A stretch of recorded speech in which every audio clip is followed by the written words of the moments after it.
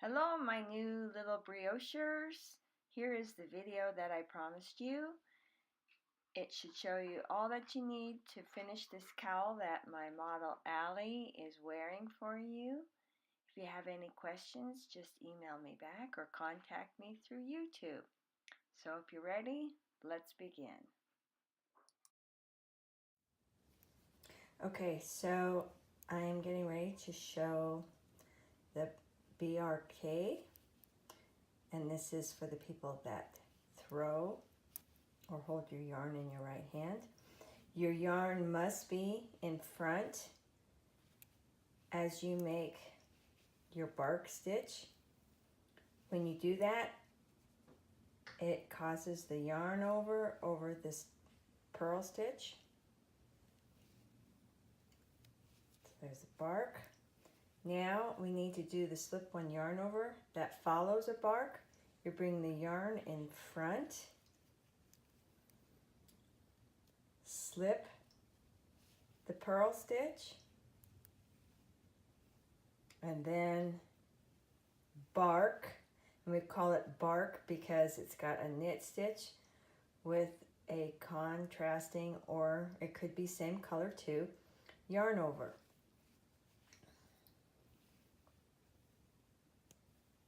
Okay. Again, yarn has to come in front, slip the stitch, and that's the purl stitch, and then bark. And you're doing your yarn over as you make your bark stitch. Okay, so we just knitted a bark. Again, bark stands, excuse me, is code word for brioche knitting. Okay, now I'm going to show it also continental style. Okay, so again, my yarn has to be in front. I slip the purl stitch, and then as you notice, my yarn over naturally went over with it. The yarn has to go over the needle, and then bark. Yarn in front, slip the stitch. Just keep this yarn on top of your needle as you slip off the stitch. It puts the yarn in the perfect spot, and then bark. Okay, now here is the thing that is important when you're working in the round doing brioche: leaving your yarn in the proper position. So we're to the end, almost to the end. We still have a slip one yarn over left. So when we end it, it's a little bit different. We put the yarn in front, slip the yarn over, okay? Excuse me, slip the stitch with the yarn over. And then instead of leaving it behind, because it's not going to stay, we bring it to the front so that when you look at it, you should have completed a bark, and then you have a slip one yarn over, leaving your yarn in the front. Then slip your marker, okay? Okay, so now we are going to do the brioche purl. Notice that my yarn is in front. I'll talk about the slip one yarn over that goes with the brioche purl after we make a brioche purl. So we call this the burp, at least I do, and I think most people know it as burp. You're going to go in and you're going to purl the stitch with its yarn over. Slide it off. Now your yarn is already in front, so you don't have to worry about moving it before you slip it. So you're going to slip the next stitch,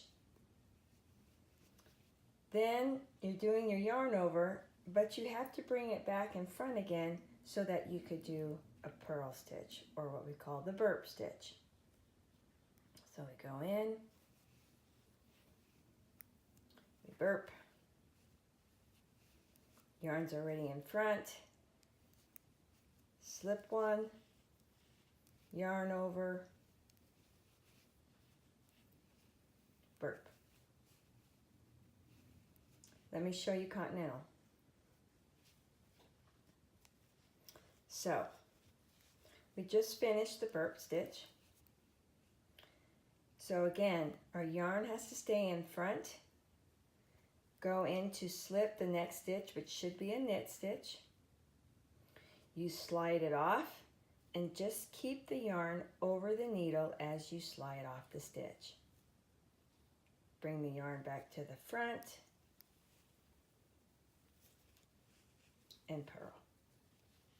Okay, let me show that again. Yarn is in front, slip, and we always slip our stitches as if to purl. Okay, so if we're slipping the stitch, yarn is over the needle, keep it over the needle, bring the yarn back to the front of your left hand needle so that you can brioche purl.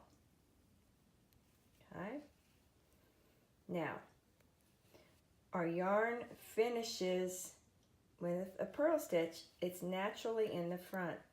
Let it hang in the front. As you can see, and please trust me on this, always keep both yarns in front of your work just before the marker. So that leaves us now, we're going to slip the marker, start a new round, which is going to be a barking round because we just finished a brioche purl. So you're going to bring the yarn to the back of the work in between the needles. Do your bark and then bring the yarn, then bring the yarn in front. Slip one, bark. Okay? So the way that it works is that if you end working a stitch, then you're going to start the next round working a stitch. If you end the round with a slip one yarn over, you will start the next round with a slip one yarn over. If you can remember that, you've got it made and you can have a great time doing this fun, fluffy stitch. Thanks again for being at my class, and I hope that I get to come see you all again. Have fun. So here is one more final shot of the cowl. I hope you have fun with it. Let me know. And remember, knitting is always fun. It may be frustrating, but it's always fun.